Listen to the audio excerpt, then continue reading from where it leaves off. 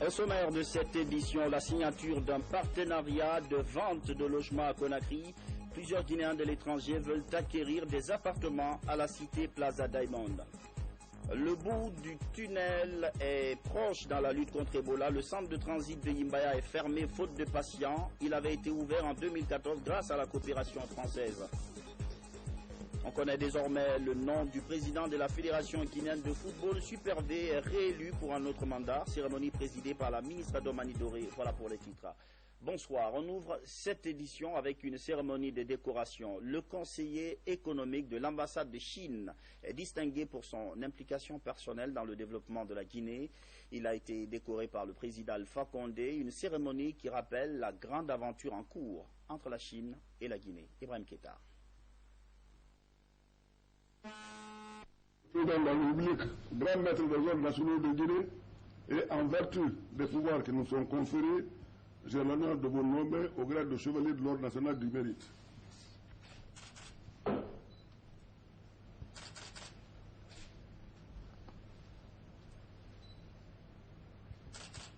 À travers ce geste, le président de la République, professeur Alpha Condé, récompense ainsi un homme qui, durant des années, a joué un rôle important dans le renforcement des relations économiques et commerciales entre la Chine et la Guinée.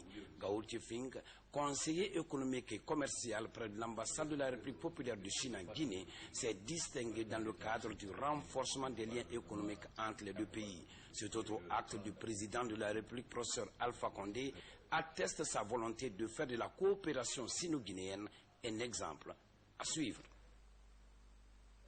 Et c'est une note par laquelle le bureau de presse de la présidence de la République informe, mesdames et messieurs les membres du bureau entrant du Conseil économique et social, qu'ils sont invités à la réunion de cet organe le lundi 17 août 2015 à 10 heures précises au siège de l'institution pour la passation de pouvoir avec le bureau sortant. De nouveaux locataires bientôt pour la cité Plaza Diamond. Plusieurs Guinéens vivant à l'extérieur seraient intéressés. Le ministre délégué des Guinéens de l'étranger vient de signer un accord de vente d'appartements avec la direction de la cité. C'est une opportunité pour avoir des logements sans trop de tracasseries. Tawel Kamara. C'est une signature de partenariat entre le ministère des Guinéens de l'étranger et la direction de Plaza Diamant. Il s'agit de favoriser l'accès au logement décent à tous les Guinéens vivant à l'étranger avec un meilleur cadre de vie au Bercail. Une maison par les Guinéens qui vivent à l'extérieur, parce que tout le monde sait les difficultés auxquelles ils sont confrontés pour avoir une maison en Guinée. Donc par notre canal, nous avons discuté avec cette grande société pour permettre à tout Guinéen vivant à l'extérieur d'avoir une maison à un prix abordable. Parce que quand les gens entendent Plaza Diamant, ils disent non, ça c'est pour les hommes les plus riches. Mais nous avons discuté et je lance un appel à tous les Guinéens de l'extérieur de venir s'informer ou de passer par le ministère pour se rendre compte qu'on peut avoir une maison à un prix abordable dans toute la sécurité. C'est très rassurant d'avoir des cités pareilles pour les Guinéens qui sont là-bas, qui ont les moyens économiques existent là-bas. Et si toutefois nous exploitons, je suis sûr qu'il y aura beaucoup de Guinéens de New York, New Jersey qui sont prêts à venir ici, acheter des appartements, ne serait-ce que pour les vacances et pour rester. Ici, au Plaza Diamant, l'assurance des personnes et de leurs biens est garantie par la société NCA Guinée. En visitant les locaux, la délégation du ministère des Guinéens de l'étranger a été émerveillée par la qualité de la cité avec une architecture moderne. Les ouvriers sont à pied d'œuvre pour achever les travaux de la deuxième phase du projet. Avant de poursuivre cette édition, ce message départ du chef de l'État, professeur Alpha Condé, adressé à son Excellence M. Xi Jinping, président de la République populaire de Chine. Excellence, Monsieur le Président, c'est avec un vif regret que le peuple de Guinée, son gouvernement et moi-même avons appris la triste nouvelle de l'explosion survenue dans un dépôt de produits dans la ville portuaire de Tianjin, avec pour conséquence des dizaines de morts et des centaines de blessés, sans compter des dégâts matériels importants.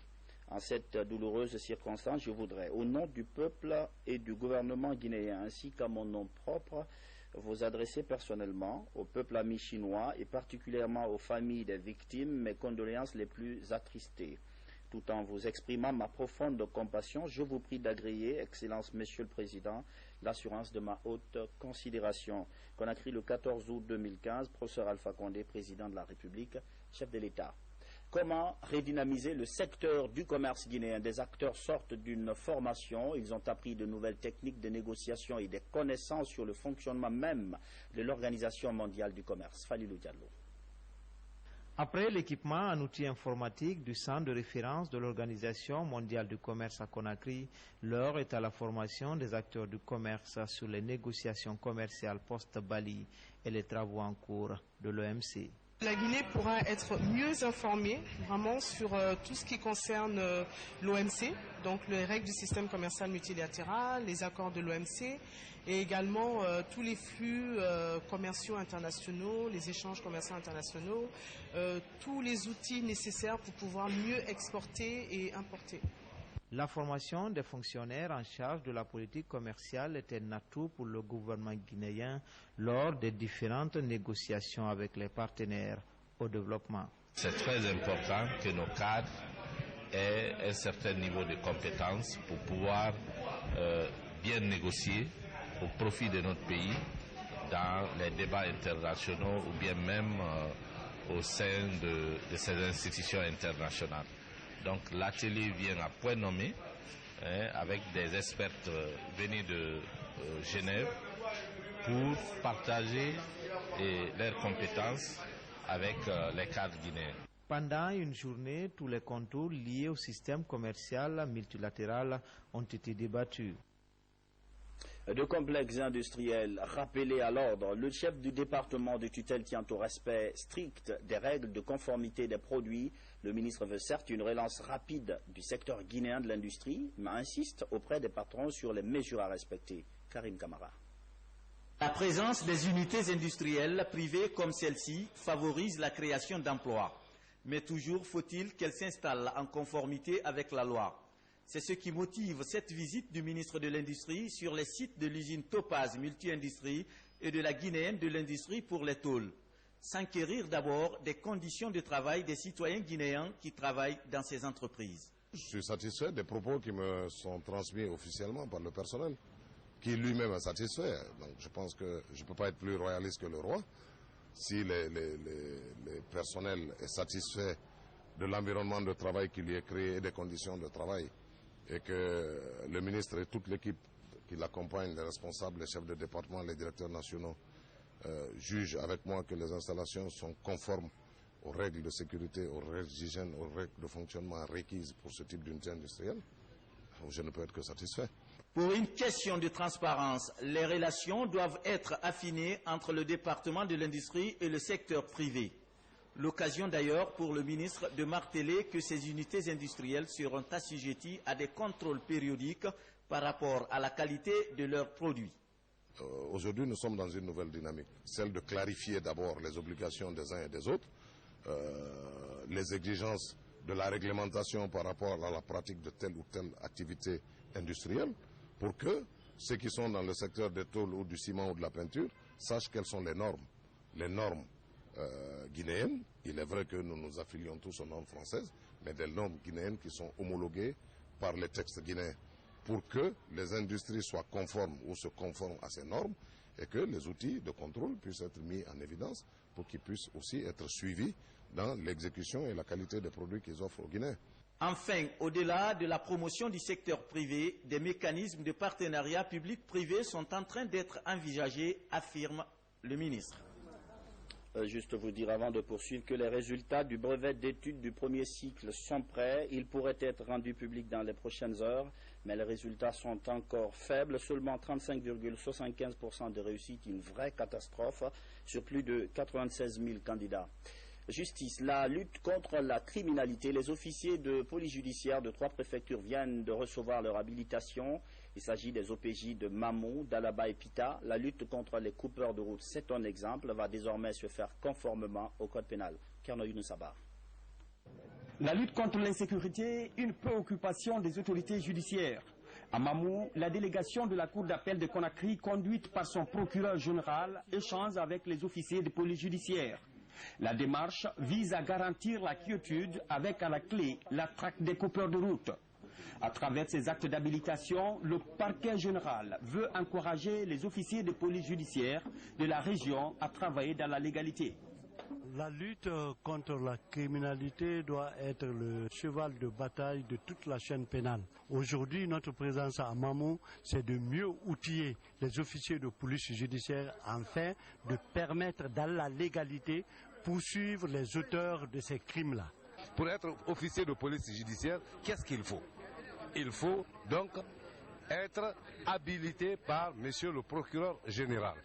Être habilité, c'est recevoir une délégation légale d'agir, d'accomplir une tâche bien précise, d'accomplir une mission bien précise. C'est le sens de l'habilitation d'un officier de police judiciaire. Il n'est donc pas officier de police judiciaire qui le veut.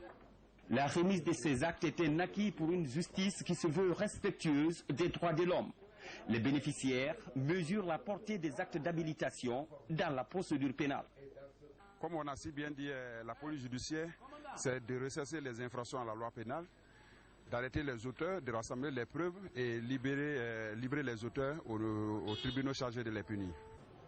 Avec les magistrats, la question de fonctionnement des juridictions a été largement abordée.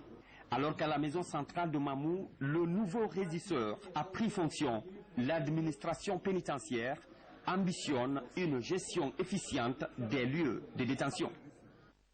À Santé, on a presque le sourire dans la lutte contre Ebola. Les dernières nouvelles du pays sont rassurantes. On se dirige vers un dénouement heureux, avec notamment la fermeture du centre de transit militaire de Yimbaya. Plus aucun patient depuis plusieurs jours. Le point avec Adjudant Sekou Kamano. Cette cérémonie marque la fermeture du centre de traitement du personnel soignant de l'épidémie à virus Ebola, installé ici à la base aérienne principale de Conakry. Après 9 mois de contribution à la lutte contre la maladie, le détachement tamarin regagne le bercail. La France est l'un des premiers partenaires à apporter une réponse d'urgence face à l'épidémie. Le centre de traitement des soignants avait pour objectif de répondre à un besoin qui n'avait jamais été satisfait, celui de soigner et de guérir des personnels de santé au contact du virus Ebola dans des centres de traitement, mais pas seulement, qui malheureusement étaient infectés par le virus, et il fallait leur trouver un endroit pour les soigner dans des conditions humaines, personnalisées. Composée de 125 hommes, cette force opérationnelle a pris en charge 61 patients, dont 26 avaient contracté la maladie, et 18 d'entre eux sont sortis guéris. Ce départ est la preuve que l'épidémie se stabilise dans le pays. L'épidémie à virus Ebola est survenue en Guinée contre toute attente. Grâce au précieux concours des partenaires et amis que vous êtes, la situation s'est apaisée.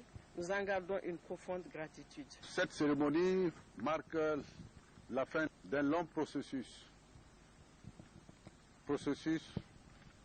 qui a donné l'occasion à la France, encore une fois, de témoigner, n'est-ce pas, son appui à la Guinée et une œuvre humanitaire appréciée par tous les Guinéens.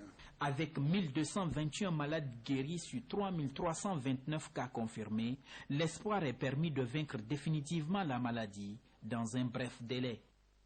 Il y avait eu juste une pause, mais le safari reprend. Le Premier ministre est actuellement en région forestière. À Guékédou, il a plaidé pour le renforcement de l'unité nationale. La région a besoin de ces messages en raison des instabilités sociales qui l'ont secoué récemment. Adi Kamara. Guéké, cité industrielle et ville de négoces située à 63 km de Yomou. C'est cette population en liesse qui était puissamment mobilisée hier pour accueillir le Premier ministre chef du gouvernement, messager du président de la République, le professeur Alpha Condé, en compagnie de la coordinatrice nationale du RPG Arc-en-Ciel. L'occasion a été mise à profit par les autorités locales pour passer en revue l'ensemble des réformes et actions menées par le gouvernement Seydou Fofana sous la férule du professeur Alpha Condé dans le cadre de l'amélioration du vécu du Guinéen. Nous disons à son Excellence que les premières divisions continuent. Aujourd'hui, il y a une forte mobilisation et nous sommes là pour l'accueillir, pour encore soutenir jusqu'à le reconduire. Battons la campagne dans la paix, car sans la paix, aucune œuvre humaine n'est possible, surtout en politique. Alors mobilisez-vous à Djeké pour l'homme de la paix, le démocrate, le bâtisseur Alpha Condé. Je voudrais ici solennellement remercier Mariam Sogipa qui contribue largement au développement de notre pays. Dans son intervention, le Premier ministre s'est appesanti sur la préservation de la paix, de la concorde et de l'unité nationale. Il a également insisté sur l'émergence citoyenne au sein de la société guinéenne. Aujourd'hui, partout, aller en Guinée, aller à travers les préfectures, les sous-préfectures, partout, il y a des signes évidents de changement, de décollage, de transformation de la société. Que ce soit les infrastructures physiques, que ce soit les hommes et leurs problèmes humains. Et le président m'a chargé de vous dire, surtout à vous les jeunes, et surtout à vous les femmes, qu'il continue à penser à vous. Et l'ambition de continuer, c'est pourquoi il a engagé son gouvernement à mettre en place les voies et moyens pour que les crédits vous arrivent partout où vous devez être. La jeunesse, il m'a dit de vous dire qu'il pense à vous. Partout, les lampadaires, partout, les routes sont en train d'être faites. Dans toutes les préfectures, aujourd'hui, allez-y, vous verrez ce qui a été fait par rapport au passé, en 5 ans. Nous ne saurons citer tout cela. Nous ne saurons tous vous dire tout ce qui était envisagé, qui n'a pas pu être réalisé malheureusement à cause de cette maladie qui nous a tous handicapés. Mais Inch'Allah, par la grâce de Dieu, les choses vont continuer. En tout cas, ici à Guéké, dans la préfecture de Yomo, la population adhère massivement aux idées de paix et de progrès du professeur Alpha Condé. Dans l'actualité nationale également, la culture du gombo, elle est florissante à Foussé. Cette localité de la préfecture de Kankan excelle dans la filière. Cette année, 6 hectares sont mis en valeur et à l'heure où je vous parle, c'est la période des récoltes. L'opération est pilotée sur le terrain par un groupement féminin confronté à quelques difficultés. Ansouman Toumani Kamara. À 9 km de Kankanville, le district de Foussé, la localité se démarque dans la culture de gombo. Ici, depuis des années, les différentes associations de femmes réunies désormais en groupement mettent en valeur plusieurs hectares de gombo. Elles produisent 2 à 3 fois dans l'année. Pour la présente campagne agricole, la récolte des 6 hectares mis en valeur a déjà démarré. Mais l'écoulement est lent et le légume est très périssable. Nous produisons énormément de gombo et d'autres légumes. Mais nous sommes obligés de les vendre à vil prix. Faute de clients, c'est notre difficulté majeure.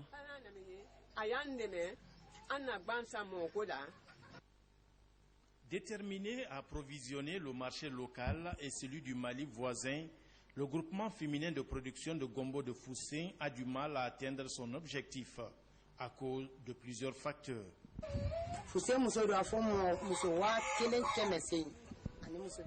Nous sommes plus de 1800 femmes au sein du groupement.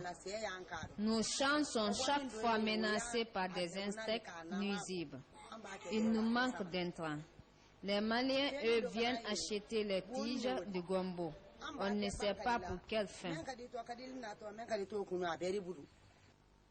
Foussé, district agro-pastoral, ambitionne à être le leader national dans la culture de gombo avec pour défi l'augmentation substantielle de la production et de sa transformation en plusieurs sous-produits du gombo. La lutte contre la drogue, la société civile se lance également dans la croisade. Ces membres réfléchissent actuellement à la mise en place d'une stratégie. Un comité est installé. Il doit collaborer avec le service national antidrogue. Abdoulaye Diallo. La lutte contre la drogue, une préoccupation majeure pour la communauté internationale. Dans cette démarche, le gouvernement guinéen essaie des efforts pour combattre la vente et la consommation de stupéfiants. La stratégie en matière de lutte contre la drogue de la Guinée est celle reconnue et recommandée à tous les États en matière de lutte contre la drogue, essentiellement sur les deux domaines de lutte, notamment la demande de drogue en son sein, la prévention, le traitement et la réinsertion des anciens toxicos. Au-delà des problèmes sécuritaires, les conséquences de cette pratique affectent dangereusement l'économie nationale et la santé publique.